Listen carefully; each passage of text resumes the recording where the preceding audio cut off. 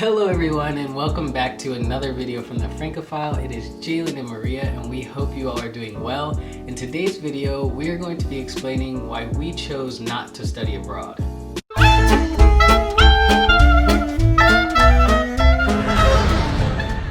Before we get started, make sure that you guys follow us on all our social media. We do have Instagram, Twitter, and a website.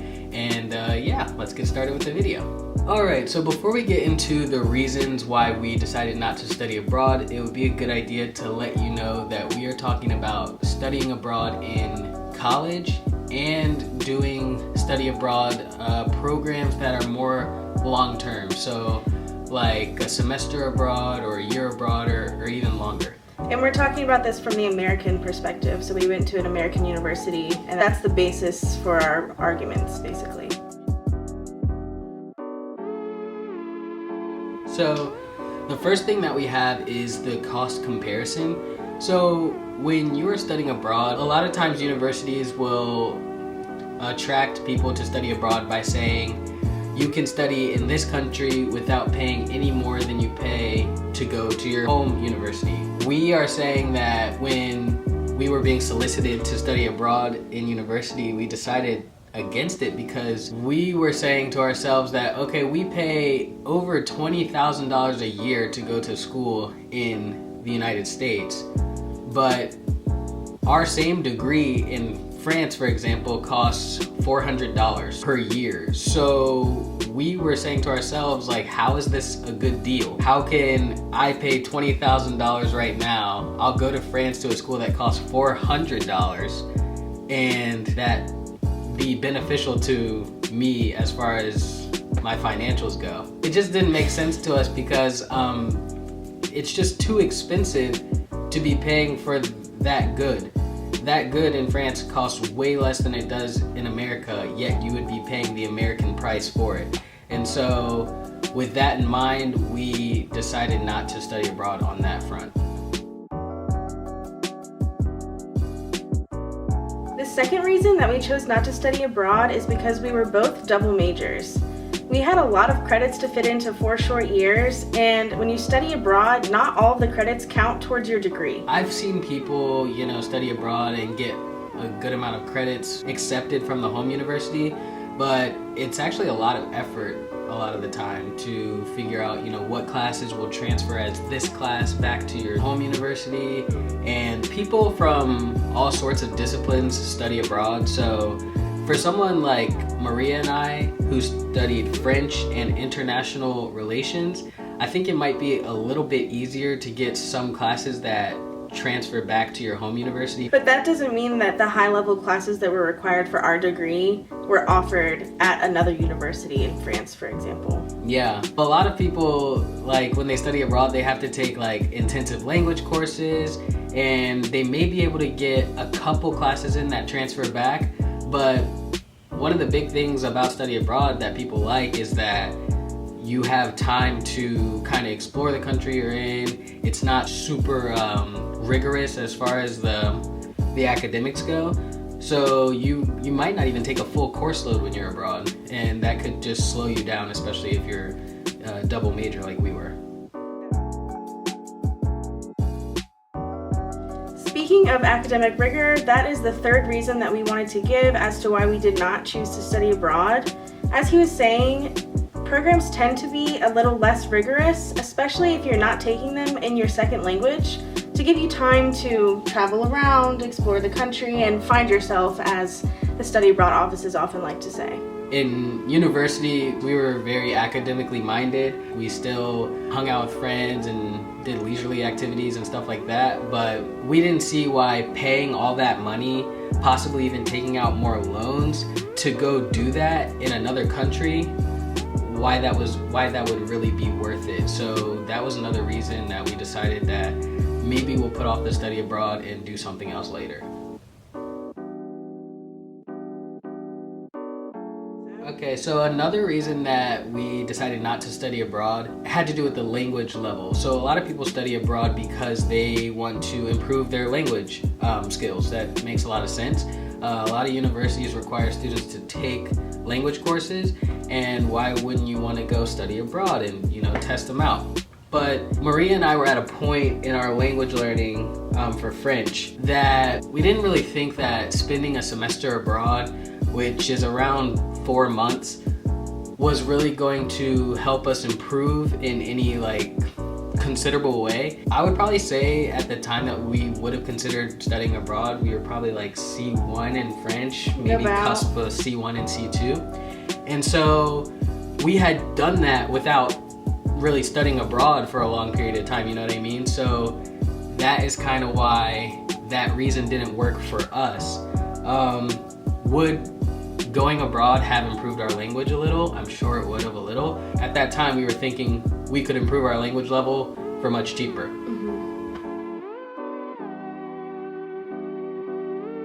One of the biggest factors in our decision not to study abroad was the fact that we had commitments during the school year and over the summer. And by commitments, I mean jobs. We worked our whole college career because we needed to, and for a lot of students, it's just not an option to quit your job or take a leave of absence to go abroad for even a short period of time. We needed to save that money, and it would have been great to go, you know, to France. We keep saying France because that's the only place we want to go, but to go to France and study abroad and everything, but we would have missed out on saving up money and working. So that's a huge reason why we didn't study abroad. On top of the cost of paying for the study abroad program, you have to live in the country and buy food and transportation. And of course, every program is different and sometimes you get more help than others, but we couldn't justify leaving our jobs for a semester or a year and living off of our savings when, like he said, we had plans to move abroad immediately after college that we were saving for. We couldn't, the cost benefit analysis didn't work out at all. Yeah, it didn't work out in our favor for study abroad, but that's okay. If you know Jalen and I, you know that we are pretty much always together. We like to do things together a lot. We have a lot of the same interests. We like doing the same stuff. And studying abroad would have been something that we wanted to do together. And not that we have a ton of experience being advised on studying abroad and things like that, but it seems to me that a lot of people study abroad on their own. They may meet people in their program and make friends that way, but I haven't seen a lot of people going together. And I feel like logistically that would have been really difficult for us to navigate while we're, like we said, trying to finish our diplomas and work and save money and things like that. It's not something that would have necessarily been impossible, but it goes back to, would it have been worth it to go through all of that to study together for 4 months in France and then come back to the United States after having paid all that money? You know what I mean? Or taking out loans, like I said before. So that's a big reason that we decided not to study abroad as well, because we were planning on being abroad a little bit later together anyway. The last and probably most important reason for us not studying abroad was the fact that we planned to do TAPIF and get our master's degrees in France after our undergrad in America. We've been kind of alluding to it in this video throughout, but ever since we started college, we wanted to move to France. We wanted to be there for the TAPIF program, which we've completed, and we wanted to, after that, get our master's degree and continue our education in France as well. And these are great opportunities, but they cost money. TAPIF costs money. You have to pay for the application. You have to buy your own transport. You have to pay for your accommodations. I don't know if you said that. No, I didn't. Yeah, so these things require at least a little bit of savings, you know? And then moving forward into the master's program, like, education in France is quite cheap comparatively, but you still need to live. You need, you know, housing, and you have to get to school every day on the bus or train or whatever the case is. And once again, you have to buy a plane ticket and pay to live, like you're saying. Right. We really wanted to be able to go to France together and live there, work there, etc. And we had to make sacrifices in the beginning to be able to do that.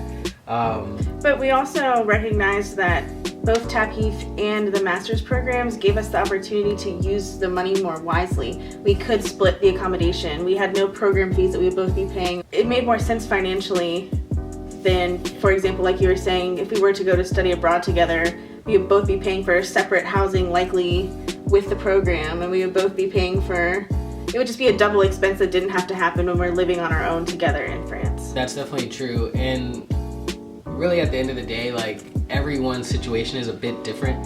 And for Maria and I, like, our personal situation, we made these decisions based on what we could see as the most feasible for us.